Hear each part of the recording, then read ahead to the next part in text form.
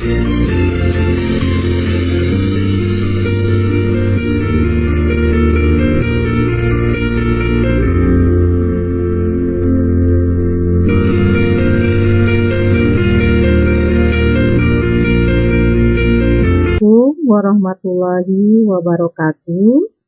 Sekarang kita bertemu lagi dengan Tita Rosidah yang akan menjelaskan tentang tekanan zat padat. Yang belum subscribe mohon diklik dan mohon like-nya. Sekali lagi, mohon dengan keriduannya klik subscribe dan like.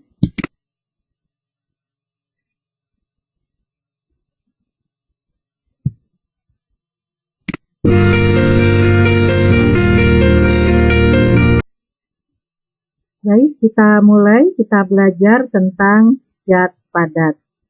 Bagaimana dan apa tekanan zat padat? Kita mulai dengan melihat salah satu benda yang berada di sekitar kita atau yang pernah kita lihat.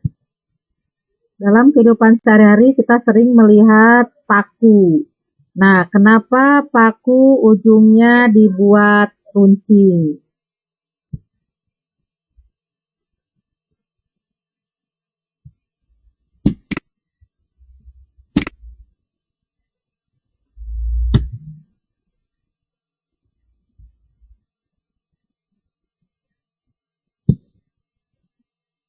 Contoh yang kedua, kenapa sepatu ski masih ditambah lagi dengan papan luncur, ya, papan ski, maaf. Jadi ini sepatu ski bermain salju masih dibantu dengan memakai papan ski. Nah, kenapa hal ini demikian? Supaya lebih paham, kita lanjut belajarnya. Untuk mengetahui penjelasannya, mari kita coba praktek. Ayo silakan ambil pulpennya, kita praktek sama-sama. Yang pertama caranya adalah tempelkan ujung belakang dari pulpen ke telapak tanganmu. Tekan pertama-tama dengan gaya yang kecil, tahan sebentar dan rasakan tekanannya. Kemudian tekan lagi dengan gaya yang besar. Tekan, tahan sebentar, dan rasakan tekanannya. Kemudian yang kedua kita balikan, menempelkan ujung pulpen yang runcingnya ke telapak tangan. Kita lihat video prakteknya berikut ini.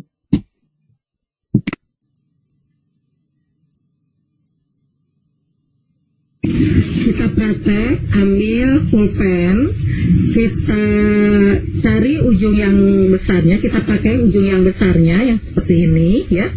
Kemudian kita tekan ke telapak tangan, kita kasih gaya tekan sedikit saja, rasakan bagaimana tekanannya. Setelah itu kita juga mulai lagi dengan cara yang tadi, tekan ke telapak tapi dengan gaya yang besar. Tahan dan rasakan tekanannya.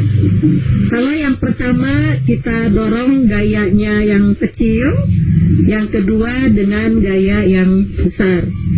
Mana yang terasa sakit? Apakah dengan gaya yang pertama yang kecil atau dengan gaya yang besar? Tentu dengan gaya yang besar, bukan yang terasa sakit. Nah, sekarang kita coba dengan luas tekan yang kecil. Kalau yang tadi kita pakai luas tekan yang besar, kita sekarang pakai luas tekan yang kecil.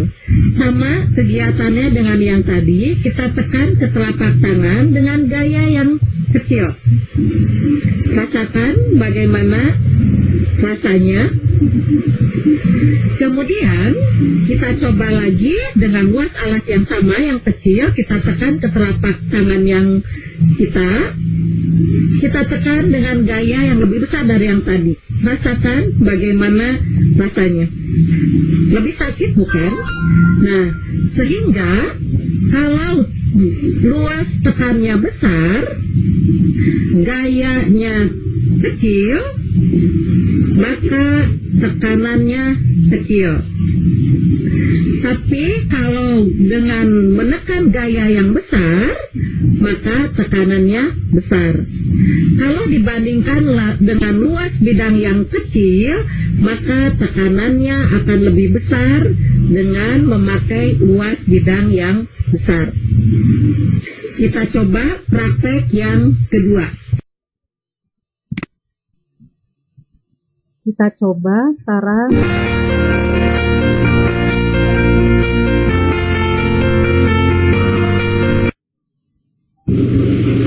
Sekarang kita coba lagi dengan praktek yang kedua. Ada koin, kemudian ini adalah alasnya ya, Bunda buat dari terigu. Kita coba koin yang pertama dengan luas tekan yang lebar, yang besar. Bunda tekan dengan gaya tekan yang kecil. Kita lihat hanya sekian.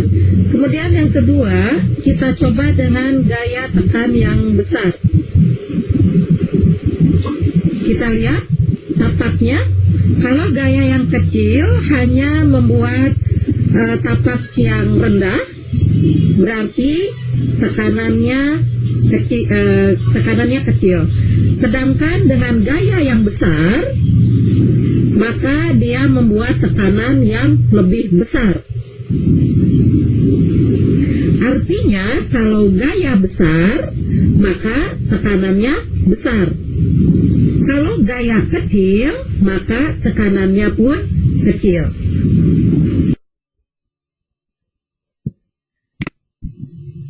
Sekarang kita coba.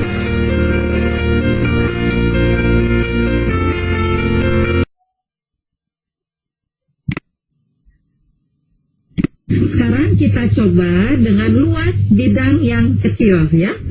Coba kita lihat. Kita tekan dengan gaya biasa yang kecil. Kemudian kita coba dengan tekanan yang lebih besar. Kita lihat. Ini lubangnya. Dengan yang tadi ya, ini kalau dengan yang luas bidang yang kecil ternyata lebih menekannya lebih besar daripada yang tadi ya. Sementara yang ini dengan gaya yang lebih besar, maka dia menjorok ke dalamnya lebih dalam. Artinya kalau luas bidangnya kecil, gaya yang kecil, tekanannya kecil. Tapi kalau luas tekannya besar, luas tekannya kecil, gayanya besar, maka tekanannya pun besar.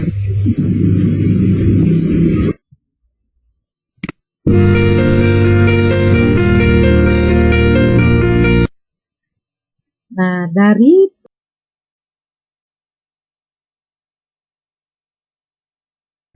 bahwa apabila gaya besar, maka tekanan pun akan besar.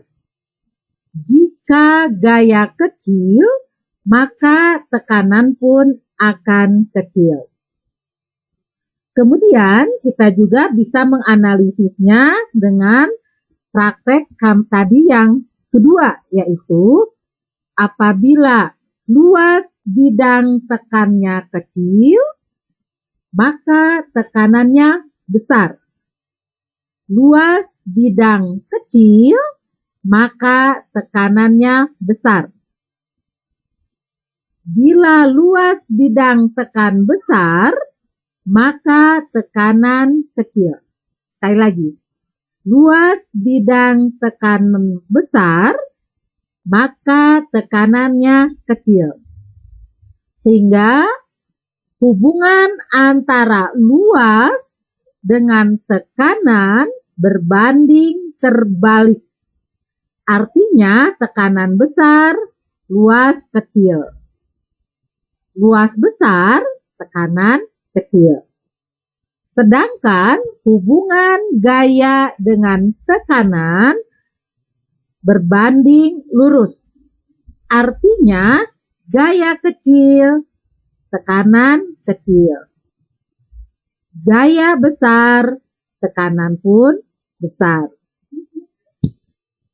Dari analisis yang tadi, maka tekanan simbolnya P dari kata pressure adalah gaya atau force, huruf awalnya F. Ulangi, tekanan adalah gaya persatuan luas. Tekanan simbolnya huruf P, pressure, gaya huruf F, force, dan kita simpulkan bahwa tekanan P berbanding lurus dengan F dan P berbanding terbalik dengan A. Maka rumus tekanannya adalah F per A. Tekanan satuannya diambil dari satuan F yaitu Newton, N, dan satuan dari luas bidang tekan, meter persegi. Maka tekanan satuannya adalah Newton per meter persegi.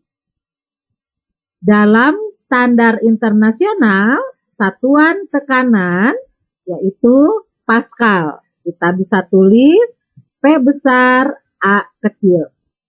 Atau sama dengan Newton per meter persegi. Dari rumus tekanan sama dengan gaya per satuan luas, kita bisa menurunkannya. Kita ingat pelajaran tentang gaya di kelas 7 bahwa gaya atau F sama dengan berat atau W, berasal dari bahasa Inggris weight. Nah, karena F sama dengan W dan kita ketahui bahwa W sama dengan massa atau M dikali gravitasi atau G simbolnya.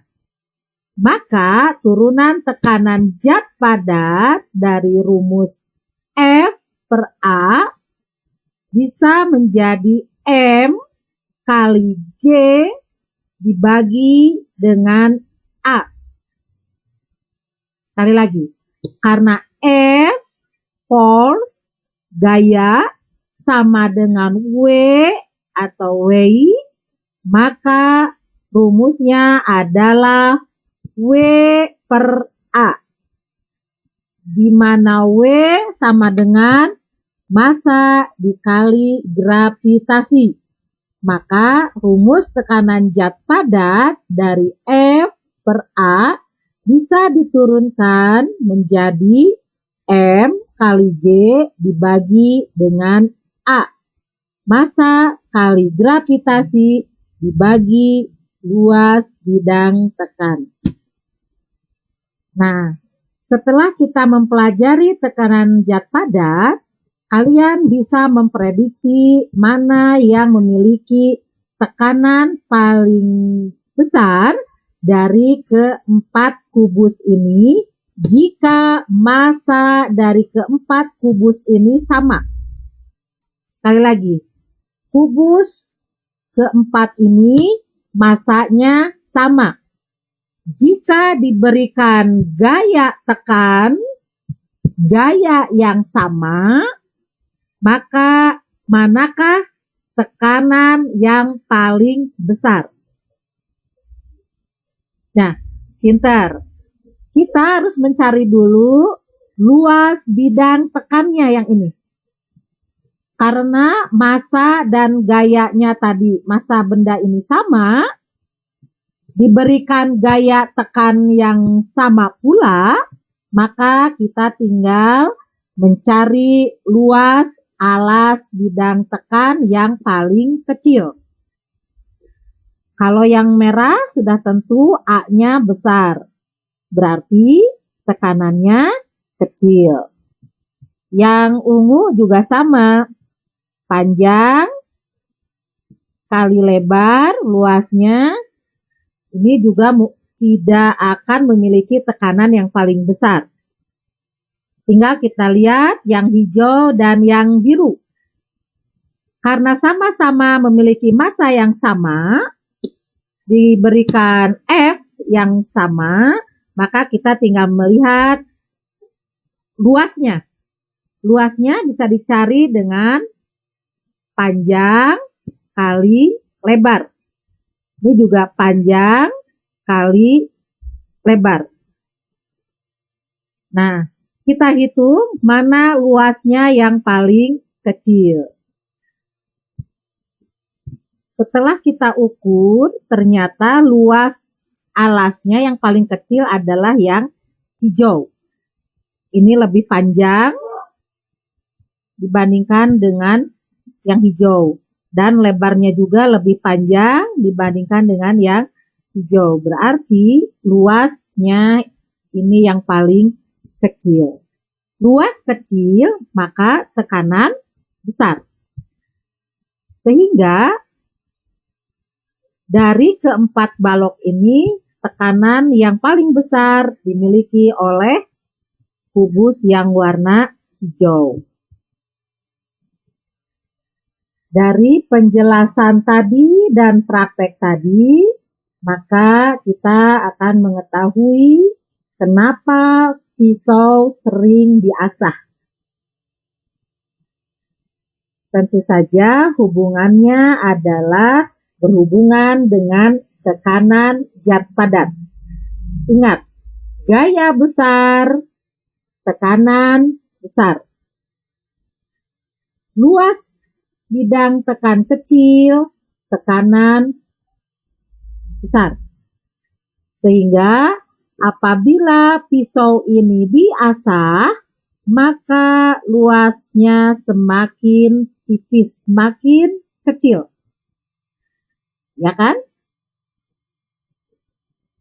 Nah, maka kalian bisa menjawab kenapa pisau sering diasah. Supaya tentu saja tekanannya lebih besar. Sehingga kita mengeluarkan gayanya untuk memotong sayuran adalah kecil. Jadi kita tidak capek.